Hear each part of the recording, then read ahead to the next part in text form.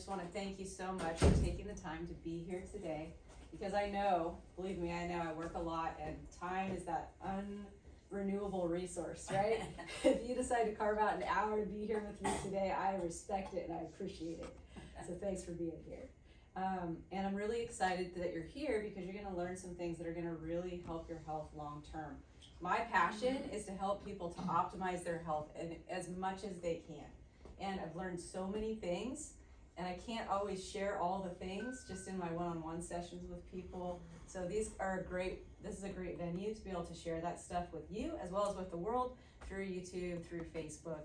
So hello YouTube, hello Facebook, and we're gonna get into everything now. So let's move to the next slide.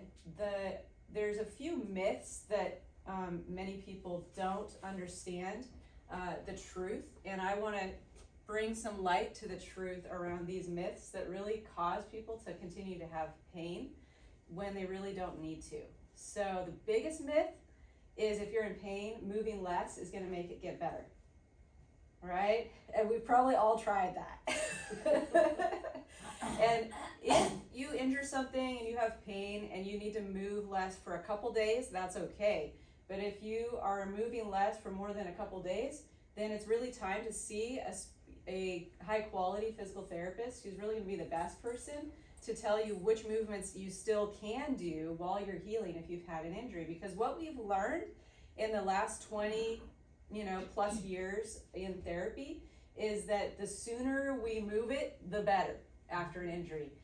After ACL surgeries, the ACL is a ligament in the middle of your knee. It's a common ligament that gets torn or injured.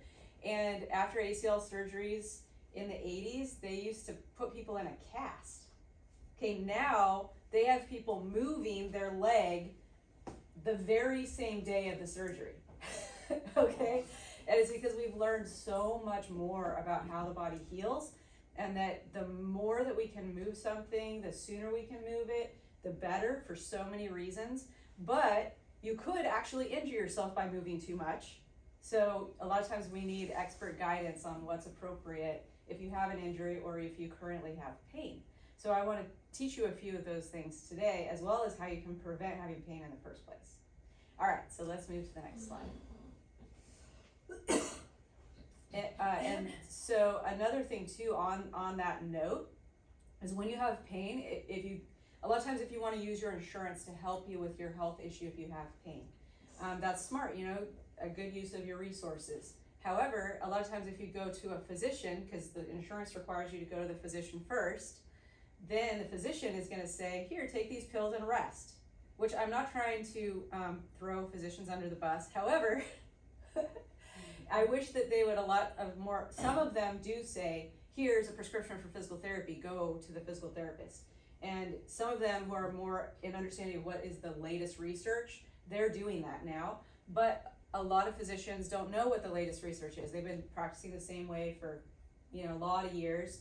And what we know really even in the last 15 years is if you have knee pain, if you have foot pain, then the people who go to a physical therapist do better than the people who just take pills or have injections or just rest without moving a lot.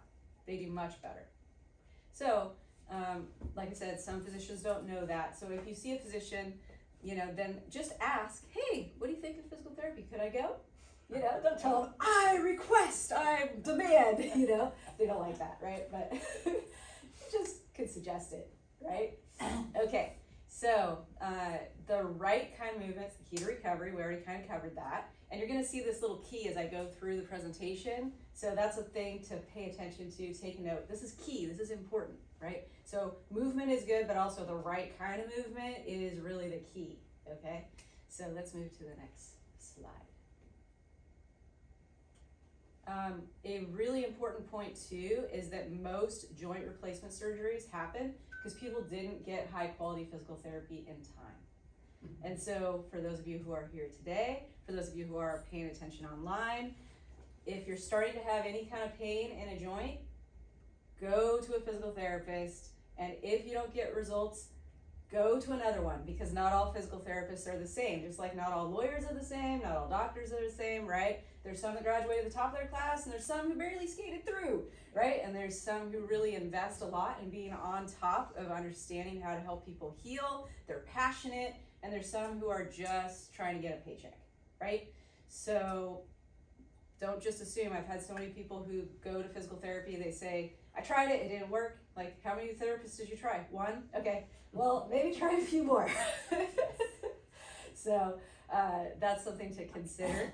And I want to teach you today some principles that you can apply in your everyday life and really make a huge difference for your health. So I'm very excited that you're here, because it's like spending about 45 more minutes with a physical therapist who, myself, I stay on top of the latest research, which requires 1 to 5 hours of my time every week.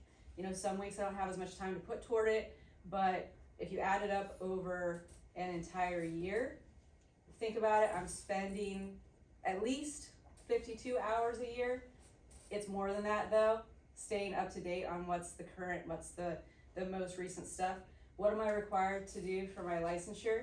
50 hours every 2 years, right?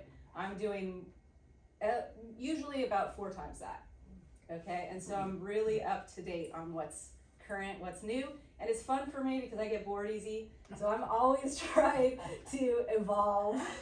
So what I'm doing for my clients, this week, I'm doing some new exercises this week that I didn't know a month ago, because I took a course and I learned some more stuff, right? So it's gonna be fun to show you some of this stuff. All right, let's go to the next slide. An ounce of prevention worth a pound of cure, right? I didn't know it, I was looking it up. Who said that? Benjamin Franklin, apparently. Okay, so it goes back a ways. It's really, really true. So you guys are here to get a little bit of that ounce of prevention today. And I really want to encourage you to apply some of the things that I talk about, because they work. They really do work. I see them work every day in the clinic. All right, let's go to the next slide. This is an important thing for people to know and understand, that another really big myth is that if you have cartilage tears or degenerative joints, the only way to solve it is injections or surgery, PRP or cortisone, those kinds of things. You know, those things can help. However, what research is showing is that the proper muscle balance and the right kind of way to loosen up stiff tissue and keep it mobile is actually more effective long-term than surgery and injections of all kinds, right? And a lot of people rush to like a PRP injection, and those things are good. It's where they spin your blood, they inject it into the joint, and it just helps to promote healing. Okay, that is a good procedure, and it's much better for you than cortisone. However, I hear about it all the time. People are getting those without having the proper therapy alongside it, and it's a waste of money. So another thing that's really important to understand too is that they've done big studies on large groups of people, and I say this in almost every single one of my talks. So if you've come to a bunch of my talks, you've heard this, but I keep saying it because I think images are really powerful. And not only do I think that, research has shown how powerful it is. They've done research on large groups of people where they have someone who has, say, back pain, and then they show them the MRI of their back, and they say, look, you have, you know, bone on bone here, you've got degeneration there, and then they ask them about their pain after they saw their MRI. Guess what? Do you think it's worse or better? It's worse, right? Absolutely. I didn't know that, so I'm fine. Exactly. So, you know, you guys intuitively already know that. Well, they actually did research to show that that's what happens, okay? So, images are powerful, however, they don't show the whole story. And a really important fact is that, as you can see here on the slide, it says that you could have pain or you could have an MRI that shows that you should have pain. The doctor looks at it and goes, well, this explains this person has pain. Well, this person didn't have pain. They'd have a group of 100 people, all over the age of 50. Over 50 of them are going to have severe degenerative changes in their hips and their knees. and none of them have pain. So the MRI doesn't tell the whole story. And it's kind of mind-blowing because I get to see these MRIs, several times a week that show degenerative spines, degenerative knees and hips. And then I get to see people walking normally after proper therapy, even though they have these terrible degenerative imaging studies. It's because our body is fabulous at healing itself, and it's got all of these ways to compensate if you can just get the muscle balance proper so that it's not putting a lot of strain and pressure on the joint. Which brings me to my next point. The reason the joints degenerate in the first place is because of overuse, wear and tear. What tends to cause the overuse and wear and tear? Muscle imbalances, tightness in areas where it puts a lot of pressure on the joint. And we're going to talk about tightness because tightness doesn't always need stretching. Stretching isn't always the cure for it. Many times if you have a tight muscle, it's a weak muscle or it's an overused muscle. So it goes back to that muscle balance thing. And so that goes back to the first key, one of the first keys I talked about, the proper exercise, done the correct way. Another really important point too for anybody over 50, which I know there aren't any of those people here today, but if you're over 50, unfortunately, this thing called sarcopenia happens, which is the aging process. Okay. Big word. From the Decrepitude. It's a fancy word that means muscle wasting. Okay, so what happens after 50 is your muscles begin to waste. It's just part of the aging process. But guess what? You can turn that around by exercising that. So they've shown case studies of people in their 90s who have no evidence of muscle wasting, no evidence of sarcopenia, and these are people who exercised all their life and they still do a well-rounded muscle strengthening routine. And so what a lot of people are missing that's actually causing their pain is they're not doing a well-rounded routine, and what you can get away with before you're 50, you can't get away with after, unfortunately. And so people who never exercised, who never liked to exercise, or people who had a routine that was out of balance, now it hits them like a 50-ton truck, okay? And that's why we're here to help you. Because our group exercise classes are designed to be well-rounded. They're designed by me so that we address all of these common sorts of issues in the exercise classes. And also, obviously, we can do one-on-one sessions as well. And I want to teach you some of these things today, all right, about how to have the proper balance in your exercise routine. It becomes critical after 50. Before 50, not as much, because even if you don't have a well-rounded routine, you still have some of those muscles. They're just weak. And it is going to affect your performance if, say, you're running or playing tennis or golf. You're not going to be as good at it, and you might have some aches and pains, but it's not going to stop you in your tracks like it will after 50. That makes sense? Yes. Yeah. Sadly. Like, oh, light bulb. That makes sense. I remember back You were then. not part of the 50s. Yes. That prime is Yeah. Okay, so let's move to the Jeopardy. next slide. serious jeopardy. I love to show this because many times I have had people come in and they tell me, well, I know this knee pain is just my arthritis, or it's my torn meniscus. Then we do some techniques that release the fascia and the soft tissue, and then they have no pain. Like, is it your arthritis? Is it your torn meniscus? Or is it muscle imbalances? This is arthritis. Yeah. Sometimes it is. Sometimes it is arthritis. Sometimes it is a torn meniscus. But there's still a lot that you can do to keep it going, nurse it along, and maybe push back that joint replacement that maybe you are going to need in the future, but push it back because they have a life cycle, right? Those joint replacements, you want to get them as late as possible because they don't last forever. So being able to have some skills and tools that you can do to relieve pain and keep it from coming back is really key. So isn't that interesting, those pictures there? You could actually It's kind of hard to see on there. here. Is it hard to see on You this? moved over there, so I followed you. Yeah, I'm pointing over there. But yeah, here, right here, you can see, you could have a tightness right here. This is called a trigger point, and it could be referring pain all along through there. And this is one of my favorites. You can often have a trigger point right here. So it can be right here, and it causes the whole knee to hurt. All right? And so knowing where those trigger points are can be helpful if you have a tool that can help to relieve stiffness or pain. A lot of people nowadays have little massage guns, right? And they're just kind of like ironing their body with it, okay? Which is okay, but you can be strategic. There's keys to unlocking the pain. And one of those keys is knowing where there tend to be spots that cause pain. And there's a reason why they tend to develop in these patterns. And so if you have pain in your shoulder or you have pain in your knee, you could just go on Google. It's amazing, the information age these days. You can go on Google and just type in trigger point knee pain.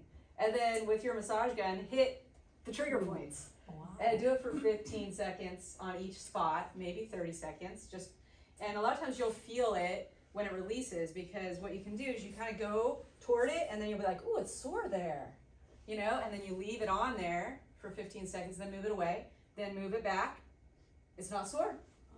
You did it, okay? Or you hold it on there for 15 seconds, you move it away, you move it back, it's still sore, leave it for another 15 seconds, and then move it away. And when it stops being sore is when it's done. Pretty cool, right? You can take that home and use it tomorrow or today, okay?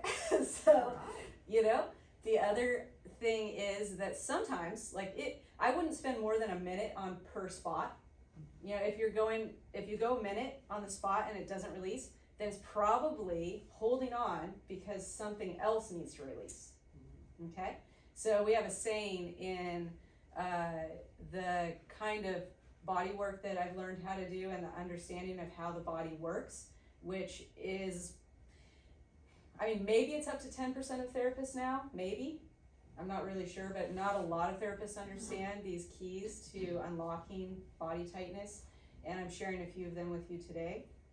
A lot of people know about trigger points, but a lot of people don't know about how all the fascia is connected to each other and how that could affect a trigger point. So what I mean by that is we say, find the pain, look elsewhere for the cause. So if it doesn't quite release, then it means that it's holding on for a reason. It means something else needs to release, so that thing can release. I had trigger finger and I had to have surgery because it wouldn't, the pain was so intense. Would something have done, would that be a case where maybe if we looked for more? Or? So, you know, you were so good at contributing my cause last time and making me look so smart, and that is one area I will admit to the world, I do not know the solution to trigger finger. I would like to know, because I've had, I think, 3 people in my career ask me about it. And I don't know, but maybe I will know someday. You can see that they'll I know, tend to jump across the finger. Yeah. I don't know that one. So out there on the World Wide Web, if you're watching this on Facebook and you know the answer, please put it in the comments. Because I would like to know. Curious minds want to know. What can you do? Surgery fixed it. Yeah, surgery, that's the only solution I know for that one. But it doesn't mean it is the only solution. That's just an area I don't know. Maybe there's a course about it. I'll have to look. Add that to my list. All right. But so, okay, wait, while we're at it, yes. say the trigger thing on your knee, does that mean, I mean, I might thing where I could watch it jump, is it doing that there? Okay, so it's different. Trigger finger is different than trigger points. Okay. Yeah, they're different. Okay. But trigger points, what they are is they're areas of high electrical activity in a muscle. So it's been actually measured, and what causes a trigger point is a muscle that's being overused. So either it was suddenly overused or it's been chronically overused, and then that will cause the fascia in the area to tighten because the muscle got over. Like the muscle, it's fibers and they contract and relax, contract and relax, contract and relax. If you overuse the muscle, then it just kind of goes, I can't do it anymore, it shorts out, okay? And then the fascia, you have fascia. Fascia is connective tissue that helps hold you together everywhere. Okay, if you did not have fascia, you would be like a jellyfish with bones. Okay, so it's fascia that helps hold you together. Fascia is very elastic, and so it's stretchy, okay, but it's also super strong. It can withstand 2,000 pounds of pressure per square inch. Fascia is very, very strong. There's 5 kinds of fascia in your body, okay? And it's all throughout the body, and it looks super cool. You know, it kind of grosses people out to show videos of it.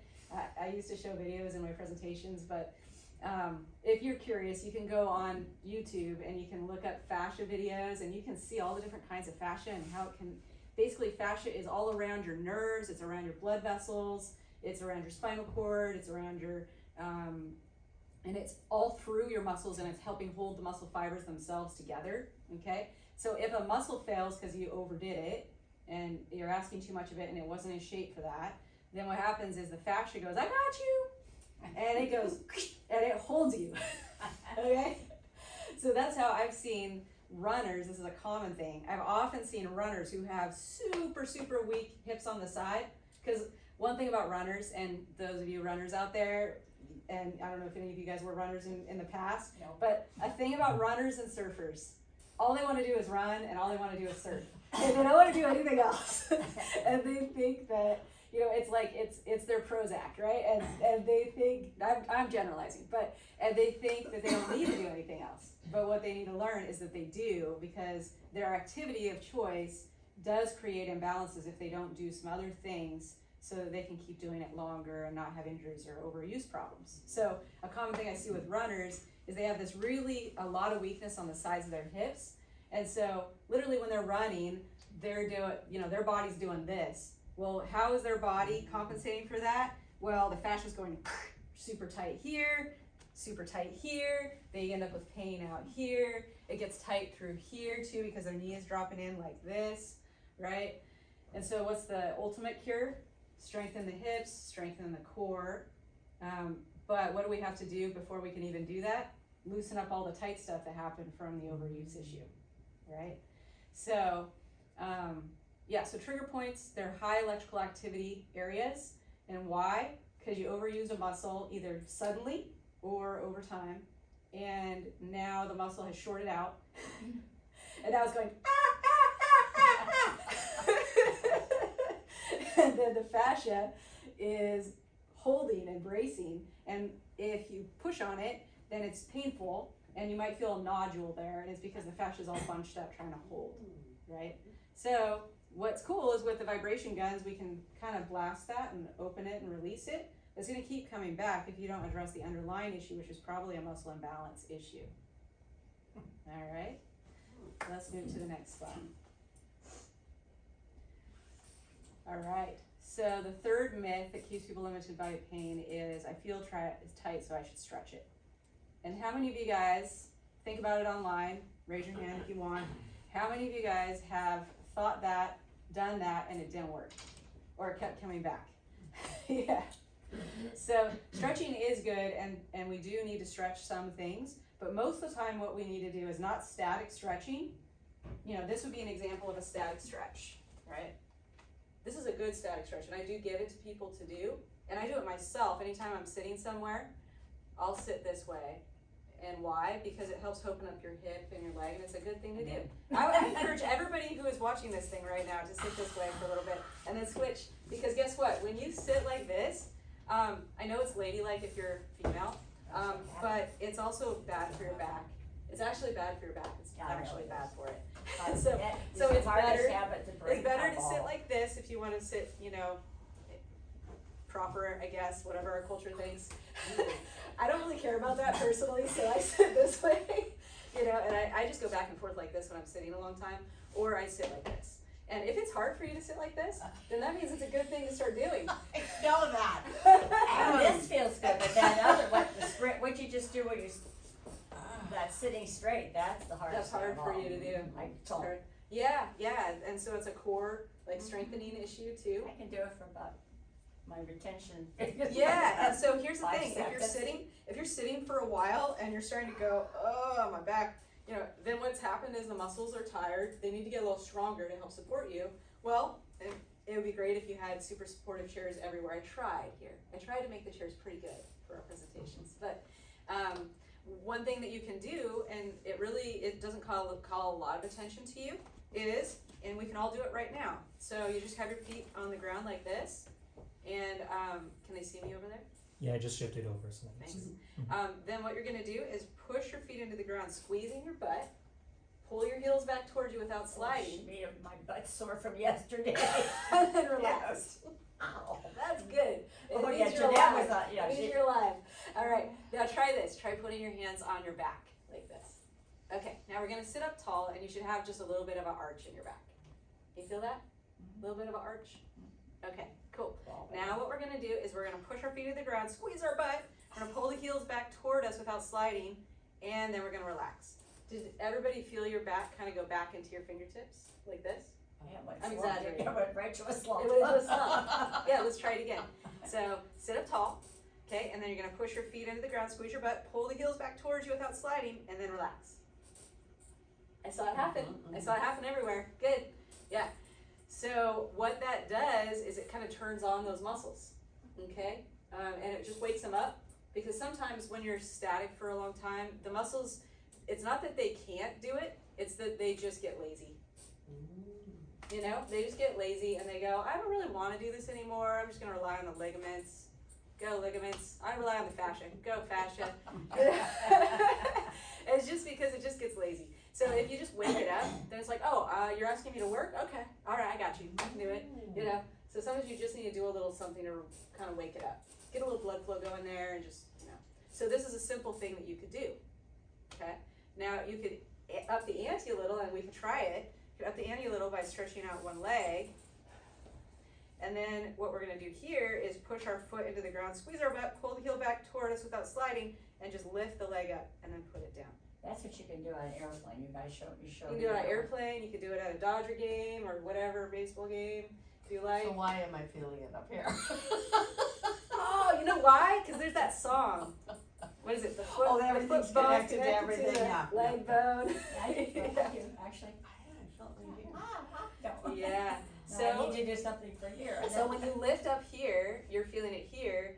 And if everybody really, if you guys kind of listen to your body, you'll feel it a little bit. I feel Because, it, yeah, it's I making. feel it, but Jeanette did. Unless I relax it. I mean, Yeah. purposely I'm trying to do that instead of a. Uh-huh. but I'm Yeah, so, searching. yeah, so here's the thing. So it's all connected, right? And so you're activating something on the front of the body, which is going to pull on the other front stuff, okay? And another thing, too, that happens is if your core isn't as strong as it could be, then what's going to happen is your neck is going to try to work hard to stabilize you. And then it's going to pull, because you have these neck muscles that attach down here. So they attach like by the collarbone here. So it's going to pull even on your chest, okay? So I see it a lot where people have neck pain, and why? Because their core is weak. Their neck is trying to do a bunch of stuff that their core is supposed to be doing. Yeah. So doing this exercise that we just went over is an even better way. Like this one's good, this one's better. Okay, and why? Because we're activating single limb, and this activity, pushing here, squeezing your butt, pulling the heel back towards you without sliding, and lifting this foot is like what we do when we walk. Because right here, when I'm going to there, then my butt and my hamstring have to slow it down before I touch the ground here, and my leg has to swing through, right? Which is just like what we're doing here, okay? So it's a good one.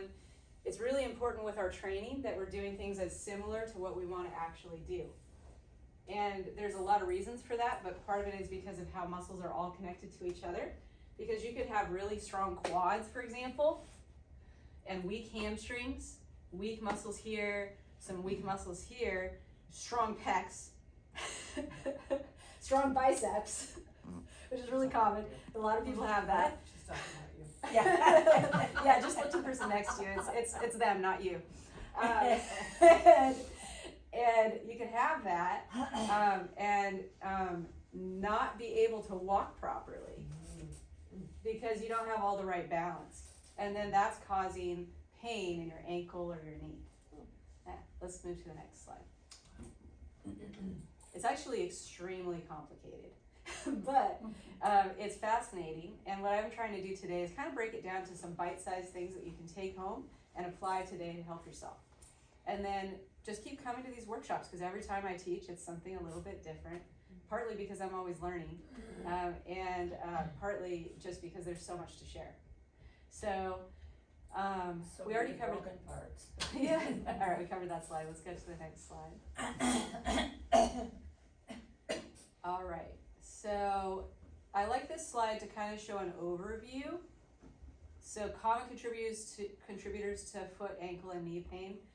Muscle imbalances usually are the start of the whole thing. Tissues that got too tight, joints that don't move right.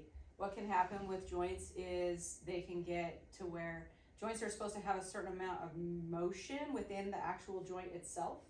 And if that motion gets lost, usually ultimately the root cause is a muscle imbalance somewhere.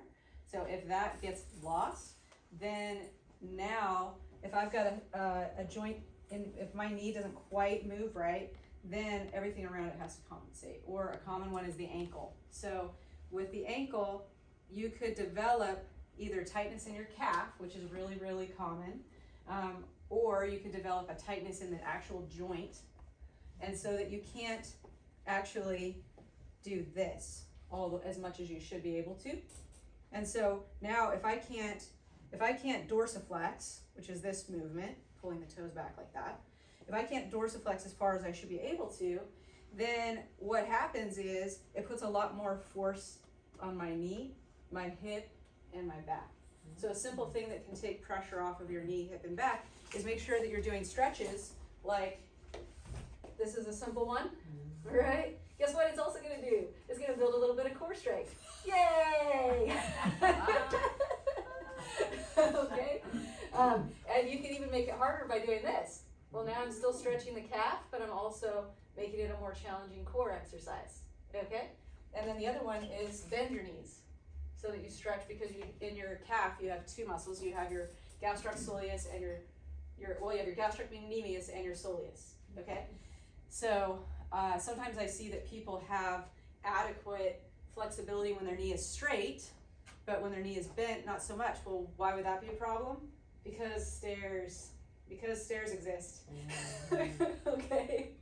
Because when you're going downstairs, you need to be able to bend your knee and your ankle more than when you're walking, right? Okay, so joints that don't move right, a nervous system that makes pain when it doesn't need to. So sometimes if you've had pain in an area for a long time, what happens is the brain starts to expect it. And so it starts to make pain before it actually needs to make the pain, because it's trying to protect you. And so I see this a lot with people with neck pain, because when their eyes are open, they can only turn their head to a certain point because then it hurts. But then I have them close their eyes and they can go further, because their brain is trying to protect them. Their brain has gotten used to being able to track visually and see where it expects to have pain. Wow. And it's a real aha moment for people. But I tell them, your brain can make pain when it doesn't need to, and they're like, no way. Okay, well, close your eyes, let's go. Okay, so pain is very complicated. It's 100% of the time made in your brain, and it's how your brain interprets your sensory experience, right? So that's an important part to address when you've had chronic pain for a long time in an area. And there's ways to address it. One of a really fast way that I've been having fun with people who've had chronic pain in any area is using the Newbie. This machine is made by the New Fit company, and it is electrical stimulation, which is very comfortable. And if somebody has pain in an area and it's being really produced by a brain that's too protective, then there's a particular protocol we can run that can usually shift that within 2 weeks, where in the past it used to take months. And so that's an exciting thing. It's been fun to work with. All right, insufficient rest and recovery activities are an issue, and a lot of times people don't realize the recovery things they could be doing. I have a whole bunch of recovery tools right over here. And so a good example would be vibration, right? And the Pure Wave is my favorite vibration tool because it has so much variability in what it can do. So I don't care if you have another massage gun. A lot of those massage guns that people are buying, it's because they had really great marketing that got them to buy it. but it's not the best product, okay? And the PureWave is the best product that I have seen on the market. And the reason for that is because it can do the really intense kind of vibration stuff like those other massage guns, but it can also do very gentle, okay? Guess what? And it can go even more gentle than that. It can go so gentle you can literally put it right on a joint, on a bone, which I would not advise you to do with those other guns. So it's got, feel this little purr. You have one, so I know you know, right? Feel the little purr. Would that help my arthritis? It would. Anything? Yeah, right? You can put it right on your neck, okay? And it's safe. And I've seen the instructions for those massage guns, and they say like that you can put it on your neck. Do not do that. You are going to damage your neck, okay? Because it's too intense, all right? And don't put it on your spine. Yeah, do not do that. So none of those things with that you would put directly on? Even You can with this, you can use this end. Pardon me? Yeah, with this one, you could use this end right on a joint and it's safe. Can, okay. Yeah, but those other guns, no way. They're too intense. You should only use them in the big muscles. And they're okay for that. But for some people, they're not. Because especially as we get older, then our connective tissue starts to tend to be a little bit weaker. And I've seen people burst veins and blood vessels and stuff like that using those machines. People who are in their 80s plus, you know, so you do want to be thoughtful about that. So the PureWave, great tool. We have videos on how to use it. Highly recommend it. All right, and then the other thing too is if you're trying to get yourself ready for a workout, you can activate your muscles by turning it up more fast and using it on your big muscles, and then you're gonna be stronger, okay, right afterward. So before I surf, I do that just on my big muscles, okay? Afterward, you wanna have it turned really down low for recovery. So high intensity for pre-workout and low for post-workout. Then you can also use these balls. I was using this vibration ball. It vibrates, and this one's fun because it heats up. I was using this last night for about 20 minutes and just laying in bed, decompressing from the day. I was feeling stiff. And I've had people who have incorporated, now there's keys to this too. So we actually have instructions on how to put it, where to put it and stuff. So I've had people who have incorporated doing the keys the way I taught them to do it with the ball for the lower body, gets rid of their shoulder stiffness, their neck stiffness, makes them feel 10 or 20 years younger depending how old you are, right? So, and what your health history is, right? You know, if you've been pretty rough on your body and you've had a lot of trips around the sun, then it might be 10 years younger, right? But it just kind of depends, okay? But definitely your body age is going to decrease. You're gonna feel better. Everything's gonna feel better by incorporating vibration 3 times a week and doing it in a passive way. So the thing about the guns, they're great, but you have to hold it. So now that's creating stiffness, okay, while you're holding it. This is awesome because you can just lay down and rest it, like rest your leg, and the vibration goes through your whole body, okay? And then that's by doing vibration on your legs, you're gonna actually loosen up your neck and your shoulders, all right? But you can put your arm under, you know, and you can get it closer to it. So it's great because it's passive, feels good. And so I do this more than I do this. I hardly ever use the gun. I use this most of the time. And then we have the eye care, which is a wonderful tool for recovery. It runs electrical frequency and it runs off of your smartphone. And it runs through this pad. There's 2 coils. We can run 2 basic 2 recipes at a time basically. And so scientists have discovered what frequency every tissue in the body resonates at. And now I know I might have lost all of you. But basically, think about this. I think everybody knows about how an opera singer can shatter a glass, okay? And maybe you learned in physics at some point that the chair that you see right there, all the molecules that make it up are moving, okay? It doesn't look like it, but that's what's happening at a quantum physics level, okay? So this takes us into the quantum realm, okay? But it's legit, and there's research that shows that this stuff works. And so scientists have figured out, and there's research has been going on since before World War II, so they've identified most of the tissues in the body now through the trial and error process, and we know that, for example, cartilage has a vibrational resonance, meaning that the frequency or how fast the molecules that make it up is moving is 157. It is hertz is one of the frequencies for cartilage, and so we can couple electrically 157 with 40. We know that 40 hertz stimulates healing in the body, and so we can couple the two together using electrical frequency. And basically it works on a cellular signaling basis. So the cells talk to each other through electrical signals, and it speaks cell language. So that so basically if you want to repair cartilage, or if you want to decrease inflammation in cartilage, you would do 40 and 157 if you want, and that's a certain type of cartilage. There's several types of cartilage. Or if you wanted to stimulate repair, it'd be 124 hertz and 157 hertz. And it's so cool, and it works. It's amazing. And so there's a program on here that I really like to do after I work out, more than I'm used to, and when I run it, I usually, if I work out really, really hard and kind of crush my body, you know the kind of soreness where you're already sore after the workout, it didn't take a couple hours, it's like, okay, now I'm sore. I worked out and I'm sore now. Like, that kind of sore. All right, if you work out like that, sometimes, I don't always do that to myself, but when I do, I'll run this program like 3 times. But just for an average workout, I'll run it 1 time. And what it does is it accelerates healing. So it's great for all kinds of tissues. And so it's a wonderful recovery tool, right? And this is another version of it. It's got wires and electrodes. You got to put the electrodes on. So those are some ideas. The other thing, I got my handy dandy gua sha.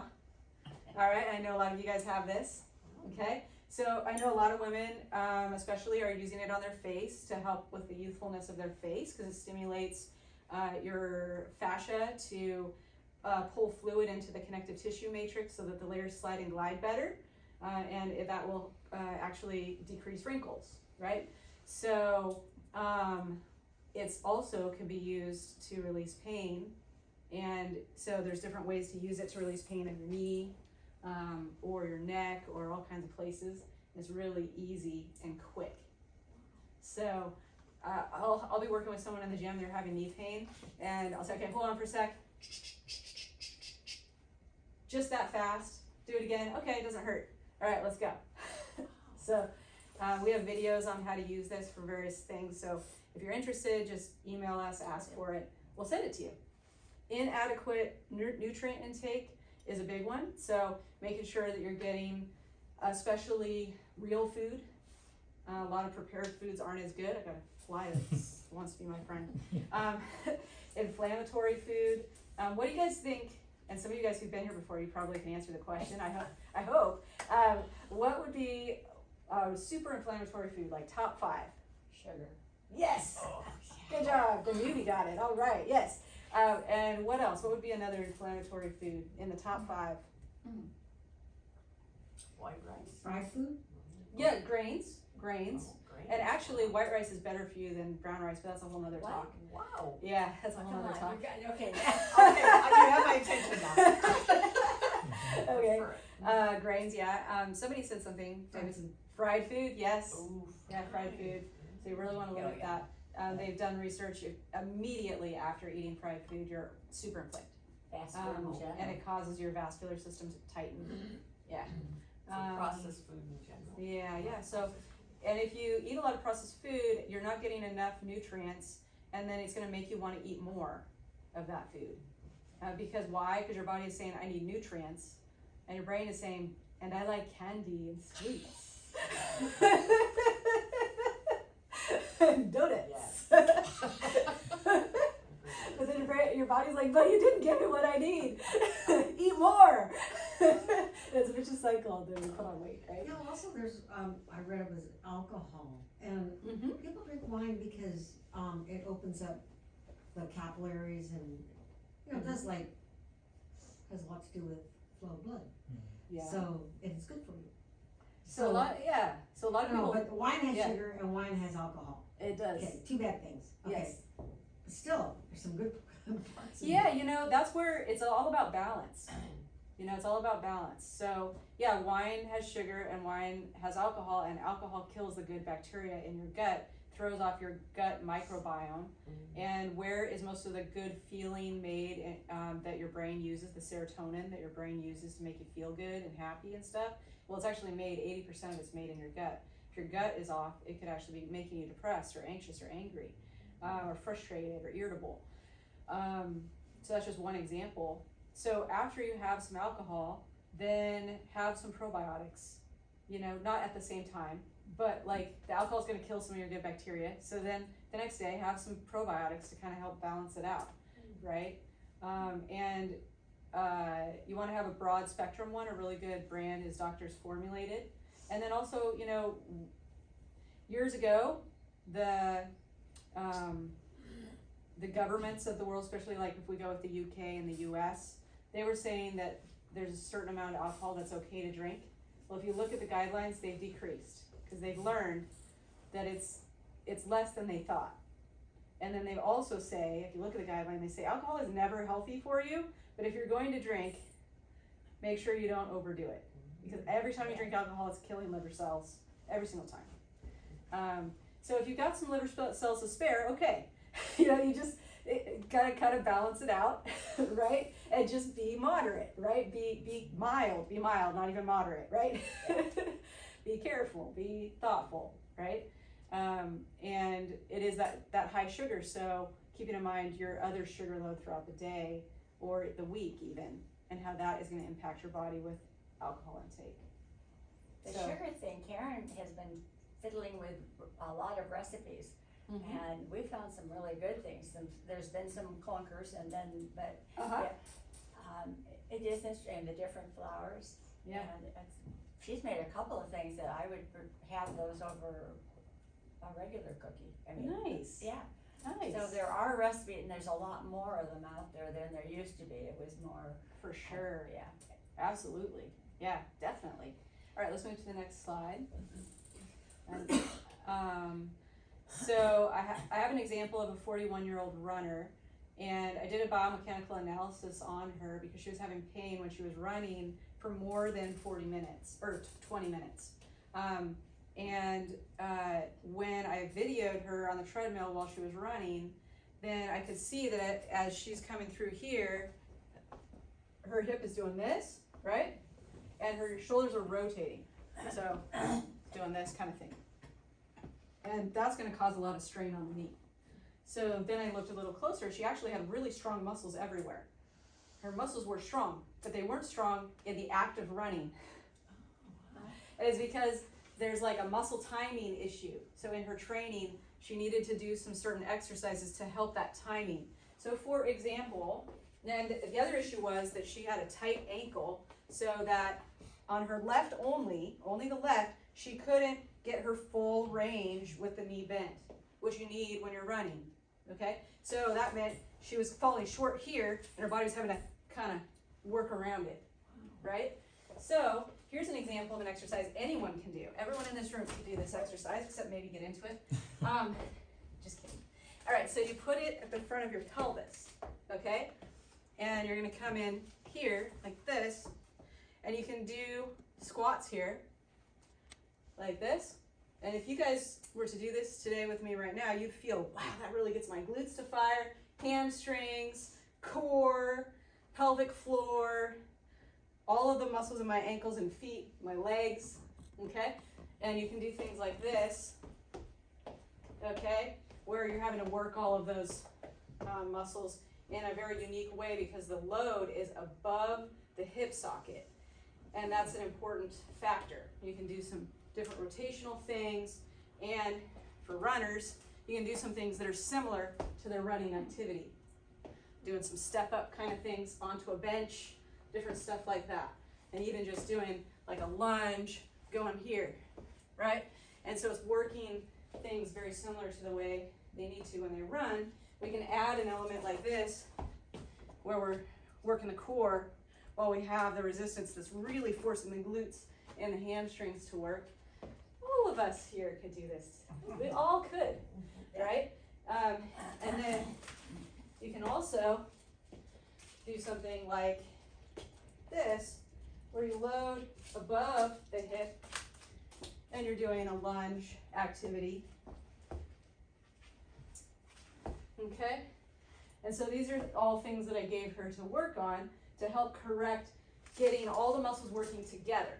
Because you could just do lunges, right? And you could just do squats with like a bar overhead or holding dumbbells, but it's not the same as the things I just showed you there, because that's getting more muscles to all work together, which is more similar to what you're doing when you're running or just walking or going up and down stairs or things like that. And there's a whole bunch of other types of exercises like that where you're incorporating all the muscles working together, and that's going to help ankle pain, foot pain, and knee pain.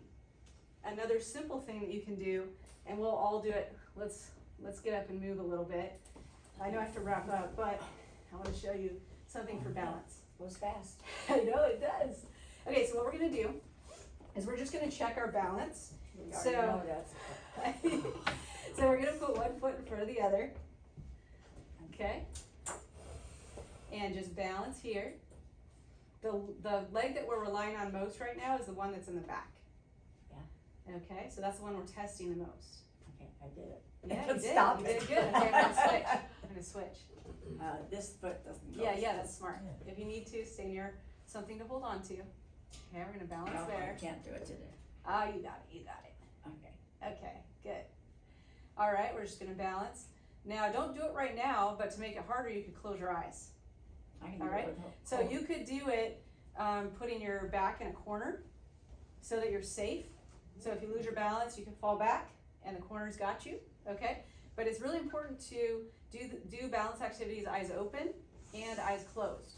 Because when you close your eyes, a lot of times people are relying a lot on vision, and it takes that element out. So then you have to rely on all the other aspects that help you balance, okay? And guess what? That's like real life, because sometimes you might be going around a corner in low light or the dark. And if you don't have good balance, you could fall, okay? Also, sometimes when, if you weren't expecting the curb to be like higher than it was or whatever, I just took care of a lady who fell and broke her foot and hurt her back because that happened to her. And so that's why it's important to work on your balance. And if you work on it at least twice a week, that's pretty doable for people. Try to work up to 30 seconds, each foot in front, eyes closed, and at least twice a week.